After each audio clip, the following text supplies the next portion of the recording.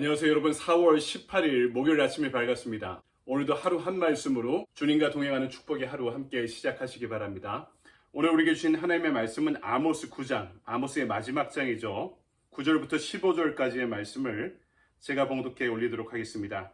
보라, 내가 명령하여 이스라엘 족속을 만국 중에서 체질하기를 채로 체질함 같이 하려니와 그 한 알갱이도 땅에 떨어지지 아니하리라.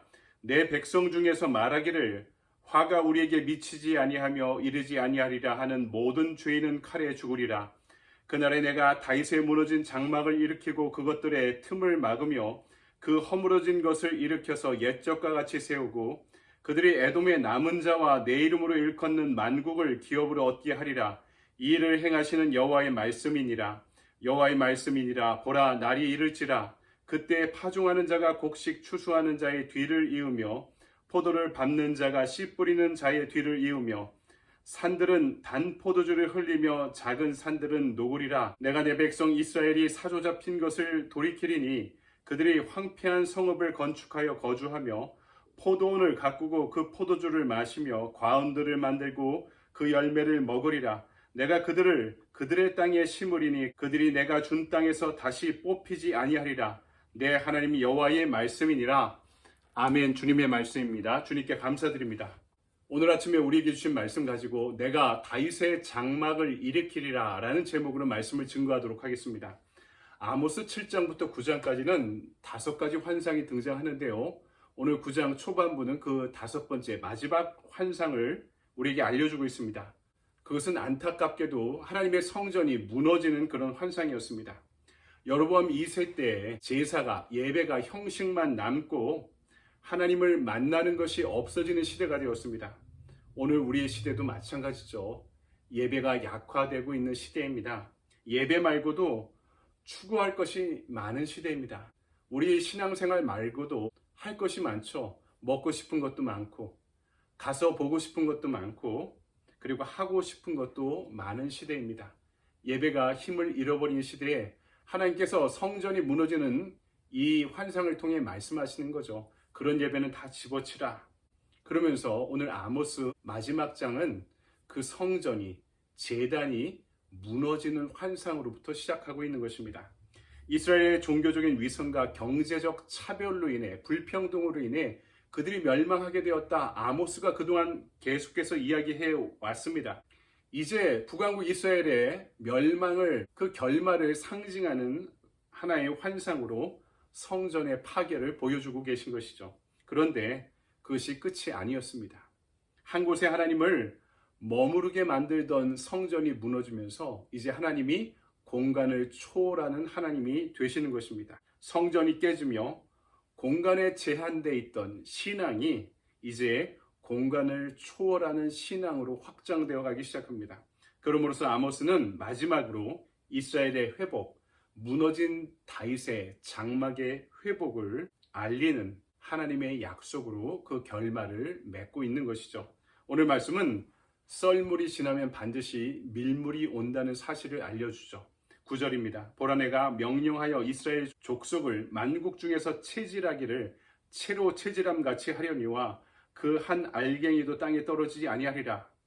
하나님의 심판이 있은 뒤에 회복이 다가올 예정입니다. 그 회복은 체질하듯이 심판의 채를 통과해도 남아있는 알곡과 같은 사람들, 하나님은 그들을 회복시키시고 성장시키실 것이다 약속하시는 것이죠. 이사야도 비슷한 예언을 했죠. 남한국 유다의 멸망 다음에도 그루터기와 같은, 남은 그루터기와 같은 사람들이 그 나무를 자라게 할 것입니다. 아모스도 역시 북왕국이 멸망한 다음에도 하나님 안에 알곡과 같은 이들을 남기실 것이다 이렇게 예언하고 있습니다. 주전 8세기에 활동했던 3명의 선지자가 있습니다. 아모스, 호세아, 그리고 요나 선지자죠. 그들이 동시대에 활동했는데 아모스는 조금 이들보다 앞서 있는 그런 선지자였습니다. 그런데 그런 생각을 해봅니다. 이 북왕국이 주전 721년에 지금 아모스의 사역이 있은 지 34년 후에 멸망하게 되는데, 그런데 요나 선지자는 아모스가 활동한 지 몇 년 후에 아수르의 수도 니느웨로 가서 그들에게 선교하고 하나님의 말씀을 선포합니다. 그런데 자신의 예상과 다르게 그들이 회개하며 하나님의 심판을 피해가게 되죠. 적성국의 심판이 유예되는 것을 보면서 요나 선지자는 매우 실망하는 장면이 요나에 등장하고 있죠. 그런데 여러분, 이 아수르의 회개를 우리는 어떻게 이해해야만 할까요? 30년 후 북왕국이 멸망해서 그 중에 2만 명이 넘는 엘리트들이 아수르의 수도로 끌려갑니다. 니느웨로. 요나 선지자가 예언했던 그곳으로 끌려가는 거죠. 그런데 아수르로 끌려간 그 이스라엘의 북왕국의 엘리트들은 어떻게 되었을까요? 그로부터 30여 년 전 이 아수르의 수도 니느웨까지 와서 하나님의 심판을 예언했던 요나 선지자의 예언을 듣고 회개했던 이들이 남아 있었을 것입니다. 그들이 그 은혜를 기억하고 있다면 이 포로로 잡혀온 북왕국 이스라엘 사람들을 어떻게 대했을까요? 여러분, 하나님의 역사는요, 이방을 향한 하나님의 구원의 열린 사역을 보여주고 계십니다. 동시에 이스라엘의 남은 자, 남은 그릇터기를 보호하는 예비된 은혜를 보여주고 있는 것이죠. 여러분, 저 같은 경우 40이 넘어서 미국에 왔습니다. 미국에 오니까 참 힘들더라고요. 제가 살아왔던 환경과 너무나 달라서 후회한 적이 몇 번이나 됩니다. 그런데 10여 년이 지나면서 지금까지 경험하는 것은요, 여호와 일에 하나님의 예비하심이 있다는 것입니다. 그래서 잠시 어려움이 와도 이제는 기다릴 줄 압니다. 불안하고 힘들어도 인내할 줄 알게 되었습니다. 임마누엘의 하나님, 나와 동행하시는 하나님의 은혜를 경험해 왔기 때문입니다. 여호와 일의 하나님, 나를 위해 예비하시고 준비하시는 하나님의 은혜를 알고 있기 때문입니다. 여러분, 여호와 일의 하나님은 남은 자들을, 알곡과 같은 자들을 위해서 항상 예비하시는 은혜가 있다는 사실을 오늘 아모스가 분명히 우리에게 전하고 있는 것이죠. 언젠가 범고래 새끼 한 마리가 밀물대 연안으로 흘러 들어왔다가 썰물이 되어 바닷가의 바위 틈에 갇혀버린 영상을 본 적이 있습니다. 아침 일찍 산책을 나갔던 사람이 어떤 소리를 듣고 가니까 범고래 새끼 한 마리가 연안의 바위 틈에 갇혀있는 모습을 보고 사람들을 부른 것입니다. 범고래의 몸이 건조되어서 햇빛을 받아 건조되어서 체온이 올라가지 않도록 사람들이 천을 가져와서 범고래의 피부를 덮고 물을 계속 뿌려줍니다. 그런데 아무리 노력해도 그들이 가진 장비로는 4톤이 넘는 이 범고래 새끼를 옮길 수 없는 것이죠. 옮기다가 또 뾰족한 바위에 그 피부가 찢겨서 상처를 입을까봐 그들의 기술로, 그들의 노동력으로 이 범고래 새끼를 옮기는 것이 불가능했습니다. 그래서 그들이 계속 물을 뿌려주는 것만 할 수 있었던 것이죠. 그런데 어떻게 되었을까요? 저녁이 되어 다시 밀물이 몰려오기 시작합니다. 사람들의 도움으로 생존하던 이 범고래 새끼가 바닷물의 수위가 올라가면서 자연스럽게 그 바위 틈을 빠져나갈 수 있었던 것입니다. 그렇죠. 지금은 썰물이라 갇혀 있지만 밀물이 오면은 빠져나갈 수 있게 된 것입니다. 여러분, 절망의 순간이 있죠.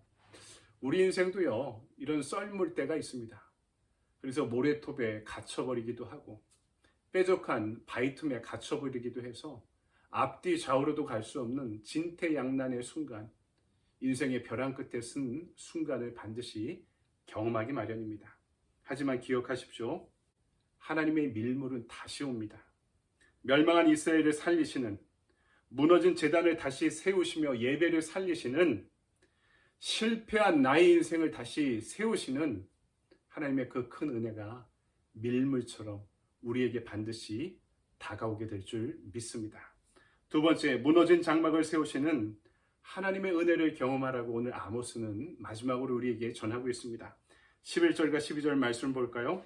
그날에 내가 다윗의 무너진 장막을 일으키고 그것들의 틈을 막으며 그 허물어진 것을 일으켜서 옛적과 같이 세우고 그들이 에돔의 남은 자와 내 이름으로 일컫는 만국을 기업으로 얻게 하리라. 이 일을 행하시는 여호와의 말씀이니라. 아멘. 요한복음 4장을 보면 사마리아 여인과 예수님의 대화가 등장하고 있습니다. 여인이 질문하죠. 사마리아 사람들은 그리심산에서 제사드리고 유다의 사람들은 예루살렘에서 예배드리는데 어디서 예배드리는 게 낫냐? 이에 대해 예수님이 이렇게 말씀하십니다. 이 산에서도 말고 예루살렘에서도 말고 너희가 아버지께 예배할 때가 이르리라, 이렇게 말씀하십니다. 장소를 물었는데 예수님은 때로 말씀하십니다. 그러면서 아버지께 참되게 예배하는 자들은 영과 진리로 예배할 때가 오나니 곧 이때라. 아버지께서는 자기에게 이렇게 예배하는 자들을 찾으시니라 이렇게 말씀하십니다. 이제 공간을 뛰어넘어 그리심산도 아니고 그들이 그렇게 주장하던 예루살렘 성전도 아니고 무너진 제단을 수축하는 그 때가 오리라 말씀하십니다. 바로 하나님의 영이 우리에게 임하시는 순간, 회복의 그 순간을 예수님이 말씀하고 있는 거죠. 오늘 아모스 선지자는 야곱의 무너진 장막이 회복되는 때, 오늘 나의 예배가 회복되는 때, 바로 하나님의 은혜가 밀물처럼 밀려오는 때를 전하고 있습니다. 내 인생을 살리시고 우리 가정을 살리시고 이 시대의 교회를 살리시고 전쟁과 박해가 일어나는 이 시대를 살리시는 성령의 역사가 밀려올 것을 예언하고 있습니다. 그때가 되면 바로 유대만이 아니라 열방의 제단이, 열방의 장막이 회복되는 순간이 다가올 줄 믿습니다. 바로 채를 통해 걸러져서 남은 자들, 남은 그루터기와 같은 자들, 여전히 예배의 회복을 갈망하는 자들, 그들을 통해 하나님의 선교를 이루기를 원하시는 하나님의 부흥의 때가 다가올 때 무너진 예배가 회복되고 기쁨으로 헌신하는 이들을 통해 하나님의 지경이 확장되리라는 것을 말씀하고 있습니다. 여러분, 말씀을 정리합니다. 오늘 우리의 무너진 제단을 다시 쌓읍시다. 무너진 예배를 회복합시다.